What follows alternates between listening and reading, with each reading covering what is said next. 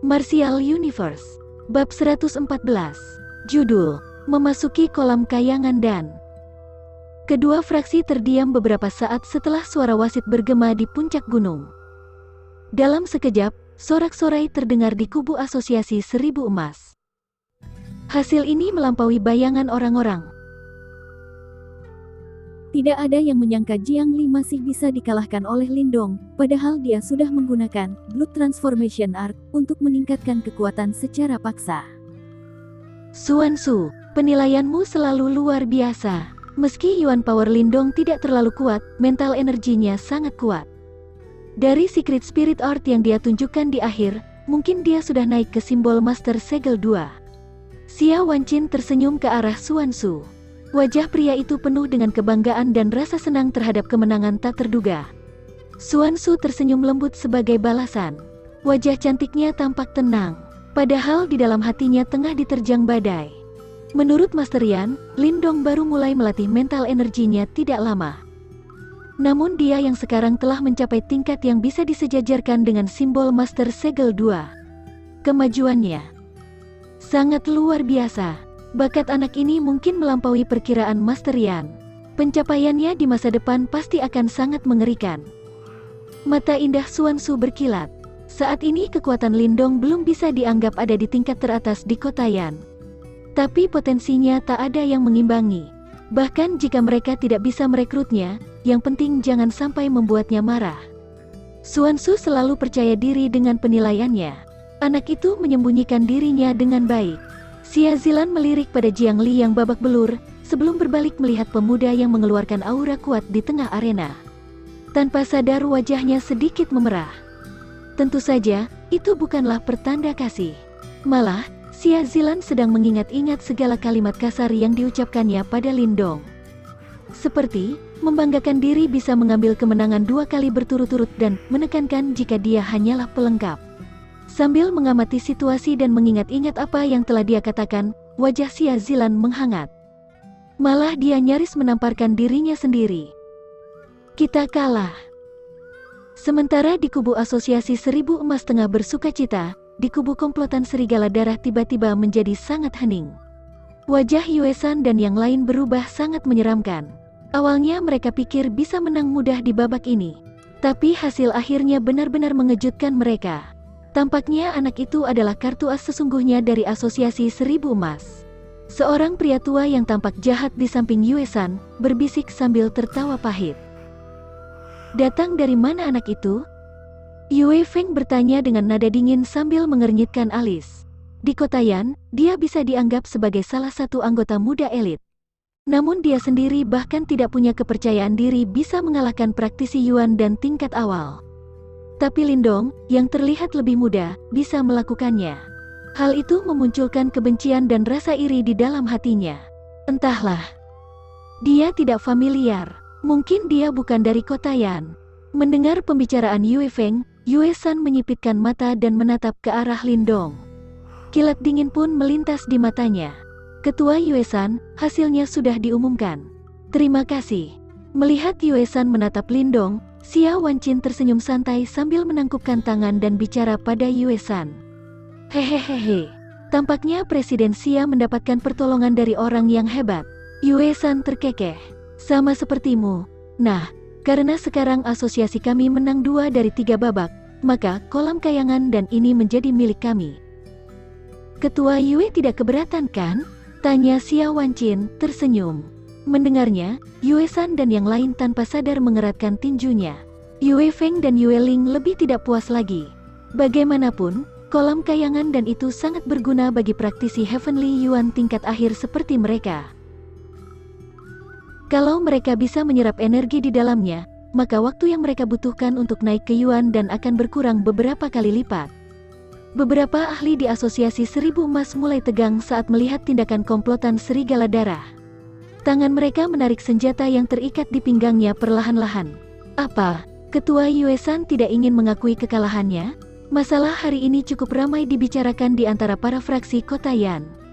Kalau berita kejadian ini sampai menyebar, bisa saja akan mencoreng reputasi komplotan Serigala Darah. Itu bukan hal baik. Wajah Xia Wanqin tetap tenang sambil menatap pada Yue San. Ekspresi Yue-san berubah terus-menerus. Tak lama kemudian, dia terkekeh. Jangan khawatir, komplotanku bisa menerima kekalahan ini. Ayah, Yue Feng berteriak tidak senang. Ayo pergi. Setelah memerintah dengan suara tegas, dia melambaikan tangan dan menyuruh dua laki-laki untuk membantu Jiang Li yang babak belur. Pria itu pun memimpin pasukannya turun gunung. Saat melewati Lindong, dia tiba-tiba berhenti dan menatapnya. Mendadak dia tersenyum. Anak muda ini memang kuat. Komplotan kami berhak atas kekalahan ini. Jika kau tertarik, di masa depan nanti kau boleh datang ke komplotan Serigala Darah. Aku pasti akan menyambutmu dengan sangat hormat. Terima kasih tawarannya, Ketua Yue-san. Lindong tidak berani menjawab terlambat jika berhadapan dengan praktisi elit dari kota Yan. Sehingga dia cepat-cepat menangkupkan tangan dan tersenyum. Ketika tatapannya bertemu mata dengan Yue-san, jantungnya berdebar keras.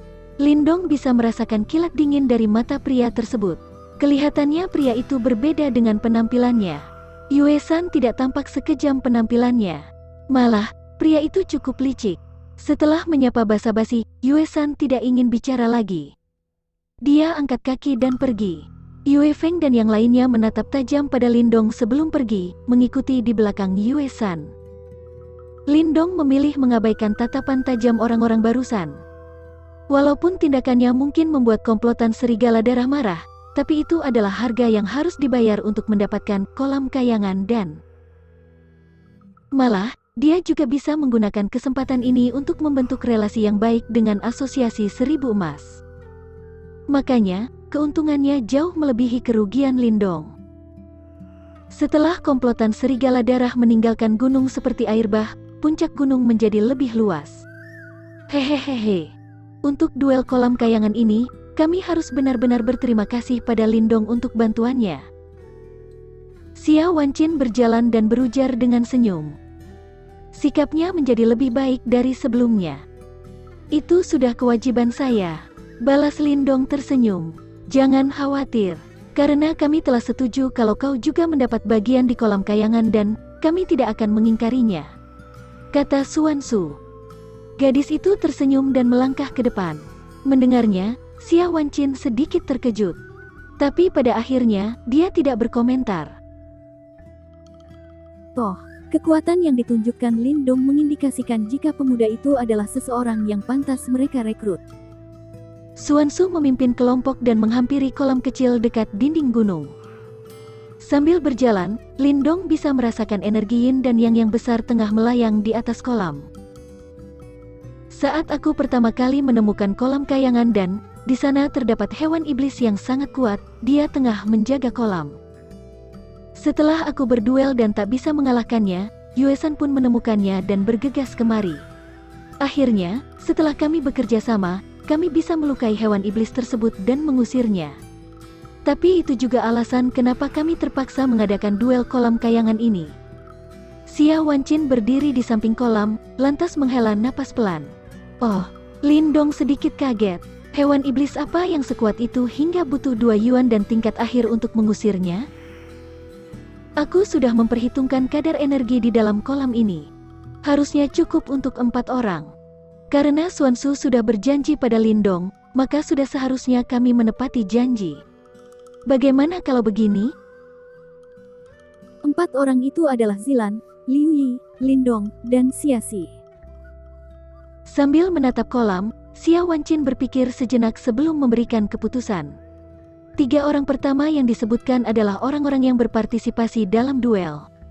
Anggota terakhirnya adalah anggota yang cukup terkenal di Asosiasi Seribu Emas. Kebanyakan dari mereka tidak ada yang protes setelah tahu Lindong ikut masuk ke dalam kolam. Toh, jika Lindong tidak berhasil mengalahkan Jiang Li, pihak yang pergi dari sini pasti Asosiasi Seribu Emas. Maka dari itu, Xia Zilan bahkan tidak berani menentang. Dia telah mengakui kekuatan dan kontribusi Lindong. Kalian berempat bisa masuk ke dalam kolam bersama-sama. Meski kolamnya kecil, di sana cukup dalam. Di bawah juga dingin. Lebih baik jangan terlalu ke dalam. Kami akan berjaga di sini untuk menjaga kalian supaya tidak terjadi sesuatu. Seberapa banyak kalian bisa menyerap energi dari kolam kayangan dan ini, semua tergantung kalian sendiri. Mendengar kalimat Xia Wanqin, keempatnya mengangguk. Lalu, mereka menatap energi yin dan yang keluar dari kolam dengan wajah gembira. Hahaha, karena kalian semua sudah mendapat penjelasan, ayo mulai. Xia Wanqin tersenyum lembut sebelum duduk di batu terdekat. Pasukan Asosiasi Seribu Emas mulai menyebar dan menjaga area sekitar. Orang pertama yang masuk ke dalam kolam adalah Xia Zilan. Yuan Power melanda di sekitar tubuhnya bagai lapisan pelindung tipis. Setelah itu dia melompat ke dalam kolam. Biur. Ketika Xia Zilan masuk ke dalam kolam, sebuah pusaran segera terbentuk di permukaan air. Aliran energi yin dan yang murni pun berkumpul cepat. Gadis itu pun sudah mulai menyerap energinya. Menyaksikan itu, Liu Yi dan laki-laki kekar bernama Xia Xi juga melompat ke dalam kolam. Bagaimanapun, energi di kolam terbatas. Mereka tidak ingin ketinggalan, itu pasti merugikan mereka. Lindong tanpa sengaja tertawa melihat ketiga orang tersebut. Lantas, dia mengikuti cara Xia Zilan. Lindong menyelimuti tubuhnya dengan Yuan Power dan melompat ke kolam. Biur. Setelah semua melompat masuk, pusaran di kolam itu mulai membesar, bersamaan dengan suara aliran air yang terdengar.